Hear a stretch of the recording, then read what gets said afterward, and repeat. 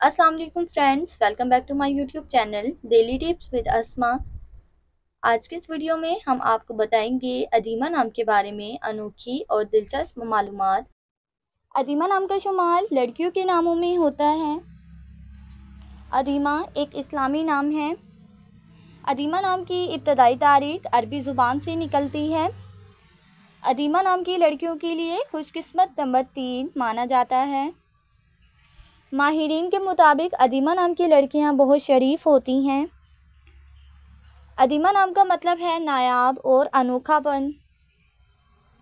अदीमा नाम की लड़कियों के लिए खुशकिस्मत दिनों में जुम्मा और हफ्ते का दिन शामिल है। अदीमा नाम के अफराद के लिए मुवाफिक रंगों में बनफशी, काला और नीला रंग शामिल है।